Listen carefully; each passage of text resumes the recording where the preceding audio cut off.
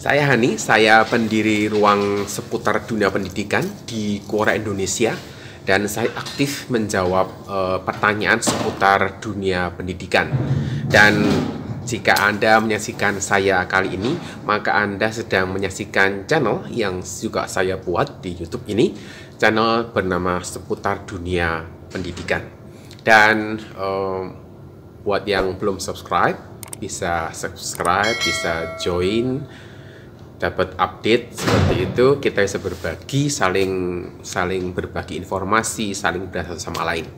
Kali ini saya akan bahas satu topik yang mungkin cukup dekat begitu ya, terkait dengan kualitas sekolah. Ada pertanyaan masuk ke Quora yang sudah saya tanggapi, dan pertanyaan-pertanyaan ini seputar begini: bagaimana saya bisa memastikan anak mendapatkan pendidikan yang baik walaupun sekolah di sekolah negeri dan bukan di sekolah swasta yang mahal? Menarik gitu ya buat saya pertanyaan seperti ini. Jadi saya akan bahas, kita akan bicarakan sebentar lagi ya.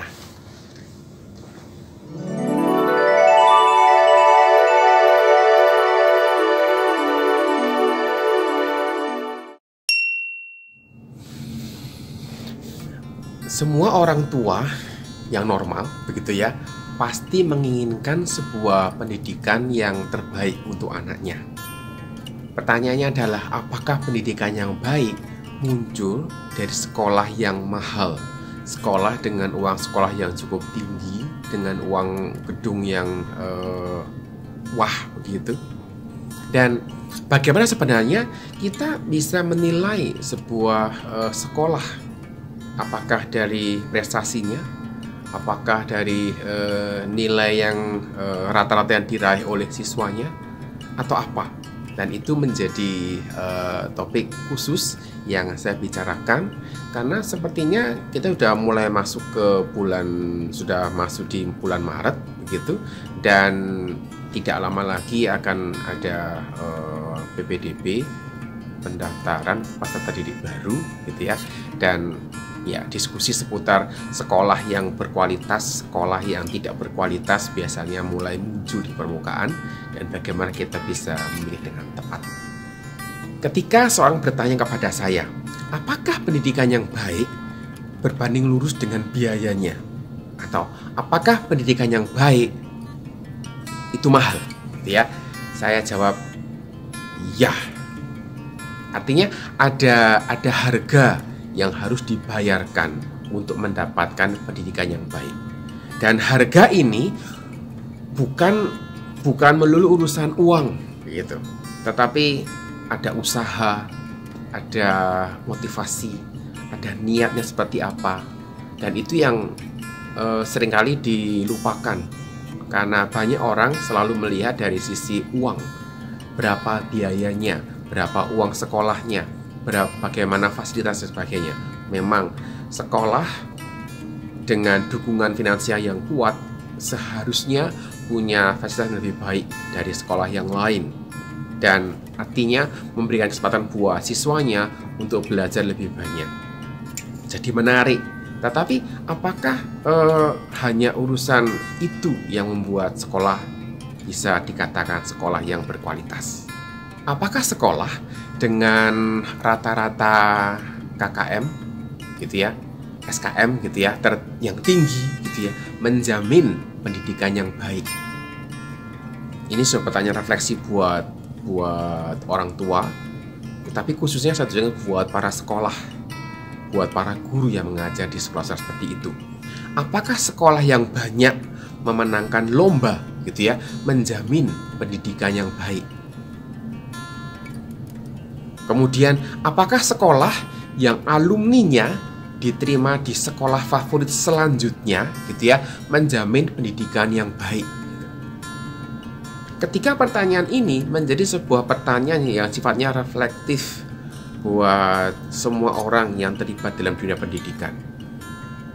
Karena SKM yang tinggi belum tentu menjamin pendidikan yang baik.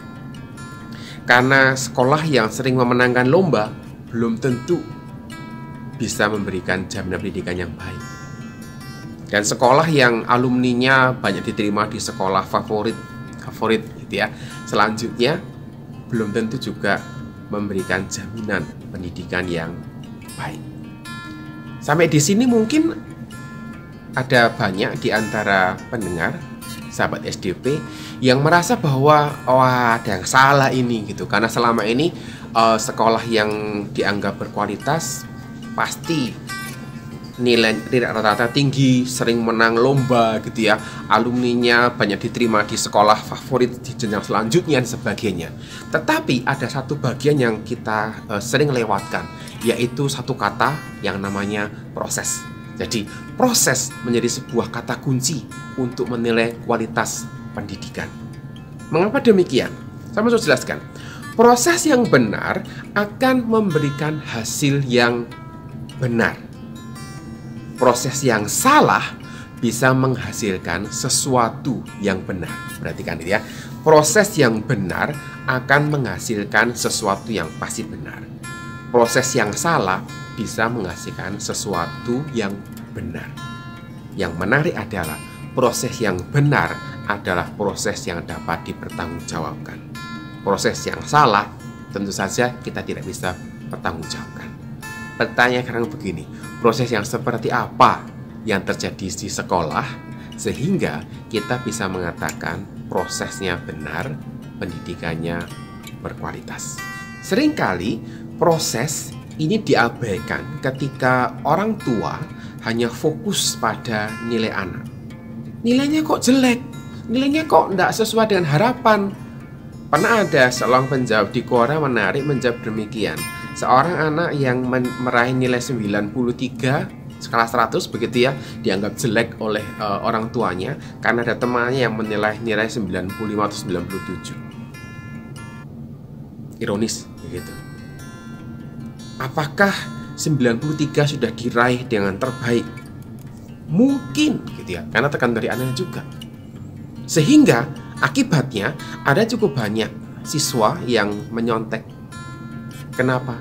Karena sudah berusaha atau mau cara yang lebih gampang, yang penting nilainya baik, tanpa repot belajar dan sebagainya. Bahkan menyalin tugas tidak masalah, yang penting poin tugas terpenuhi dan sebagainya. Intinya apa?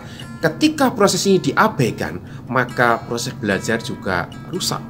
Ketika proses ini juga diabaikan, maka proses belajar yang seharusnya itu dijalani tidak diikuti, sehingga kita tidak bisa memastikan bahwa hasilnya adalah hasil yang dapat dipertanggungjawabkan. Ada beberapa orang tua gitu ya yang menugaskan begitu ya guru les anaknya untuk mengerjakan tugas sekolah. Mengapa? Supaya meraih nilai yang baik. Disinilah proses mulai diabaikan. Dan ada banyak hal yang terjadi seperti itu. Saya sebagai orang yang juga pernah berkecimpung di dunia les begitu, saya tidak pernah mau mengerjakan tugas dari anak les saya. Ini bukan masalah permintaan customer begitu ya. Kemudian saya sebagai produsernya mengikuti apa yang dimau oleh pelanggan. Tidak. Saya tidak pernah mau mengerjakan tugas sekolah. Tetapi jika perlu bantuan, saya akan bantu untuk memikirkan. Saya akan bantu untuk bukan membantu mengerjakan, tetapi menolong dia untuk bisa mengerti apa yang perlu dikerjakan. Guru yang baik adalah guru yang mengajarkan konsep, kemudian menerapkannya dalam sebuah permasalahan, dalam soal misalnya. Tetapi ada cukup banyak guru yang sekedar masuk ke kelas, memberikan rumus, memberikan soal, dikerjakan seperti itu. Dan cukup banyak juga guru yang sekedar menjelaskan langkah-langkah menyelesaikan soalnya tanpa memberikan konsep yang jelas. fenomena ini di permukaan seolah-olah membuat seorang anak itu bisa menguasai sebuah materi karena bisa menjawab sebuah soal dengan tepat misalnya. Hal ini sudah berhubungan dengan misalnya matematika, fisika, kimia, dan sebagainya berhubungan dengan perhitungan. Tetapi di level permukaan seolah-olah seorang anak sudah menguasai materinya, padahal belum. Seorang anak hanya menguasai cara menghitungnya tanpa mengerti konsep yang ada di balik itu. Dan kita tidak bisa melihat dari nilai begitu ya, karena nilai kan dibuat berdasarkan hasil evaluasi mengerjakan soal-soal tertentu. Konsep, pengujian konsep kita bisa uji pada waktu kita berdiskusi dengan siswa yang bersangkutan. Fenomena lain yang ada di sekolah pada umumnya adalah fenomena katrol nilai. Ini juga menarik buat saya karena cukup banyak cara legal untuk mengatur nilai yang sudah kayaknya saya belum bahas di YouTube channel ini, tapi sudah saya jawab di Quora terkait dengan remediasi begitu. Saya mengatakan bahwa remediasi adalah usaha yang dikerjakan oleh guru ketika guru melihat bahwa seorang anak seharusnya dia bisa, kenapa tidak bisa? Kenapa guru bisa mengatakan dia seharusnya bisa? Karena gurunya tahu anaknya belajar. Pertanyaannya adalah, ketika ada seorang anak mendapatkan nilai yang buruk karena tidak pernah belajar, apakah dia layak untuk mendapatkan remediasi? Bisa tidak, gitu ya. Yang menarik lagi adalah proses remediasi yang dikerjakan di sekolah adalah sebelum dimulai remediasi, maka para peserta remediasi ini mereka latihan soal dulu. Sehingga menurut saya hasilnya bukan hasil yang benar-benar mewakili kesiapan anak untuk mendapatkan nilai yang seharusnya. Ini yang saya katakan sebagai legalitas untuk mengatur nilai. Bahkan ada sekolah yang meminta kepada guru untuk melakukan remediasi terus sampai siswa itu melewati batas kompetensi minimanya berapa. Wajar dong kalau sekolahnya demikian, nilai rata-ratanya bagus. Kenapa? Karena proses remediasi dilakukan berulang-ulang sampai tercapai batas minimal yang diharapkan. Menariknya adalah pendidikan yang baik sebenarnya bukan hanya dari sekolah, tetapi juga dari orang tua, khususnya terkait dengan hal-hal yang bersifat moral, taat aturan, menghargai orang lain, dan sebagainya. Di sini pun masyarakat punya andil. Ketika seorang anak belajar di sekolah tentang taat pada aturan lalu lintas, kemudian ketika pulang sekolah dijemput orang tuanya, kemudian orang tuanya melanggar lampu lalu lintas misalnya, anaknya protes, kemudian dijawab, ngapain kamu protes? Kan tidak ada polisi. Buat saya ini menyakitkan. Buat saya ini proses yang merusak proses belajar anak di sekolah. Membuang sampah pada tempatnya. Apakah orang tua memberi contoh? Apakah masyarakat memberi contoh? Antri misalnya. Apakah orang tua memberi contoh? Apakah masyarakat memberi contoh? Tidak mencuri, tidak korupsi, sebagainya.